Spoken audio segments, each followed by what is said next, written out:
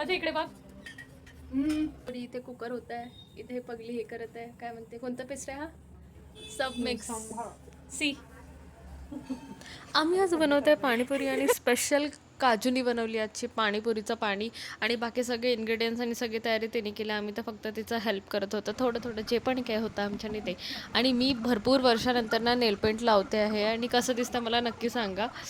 बरंच आता right hand झाल्यावर पण लेफ्ट हाताला पण मी थोडं नेलपेंट लावून टाकलं, आणि इतकं सुंदर वाटत होते ना. ॲक्च्युली मी आजच नेल्ससुद्धा कट केले, सो त्यामुळे टिप वगैरे काही नाही देता थोडं थोडं नेलपेंट तर लावलं ना, तर किती क्यूट वाटतं. सो मी इकडे निघाली होती बाहेर त्यांना भेटायला, आणि असंच आमचा काहीच प्लॅन नव्हता पाणीपुरी बनवण्याचा, पण प्लॅन फायनली ठरला आणि पाणीपुरी बनवायला आम्ही घेतली. आणि पाणीपुरीचं पाणी तर ऑलरेडी काजूच बनवत होती, आणि बाकी सगळे प्रिपरेशन ना, बाकी मसाला असो, पुरी असो, पुरीचं आणि शेव वगैरे हे सगळं आणलं. सोबतच दहीपुरी पण होती, आणि सगळे आम्ही बसलो होतो पाणीपुरी खायला.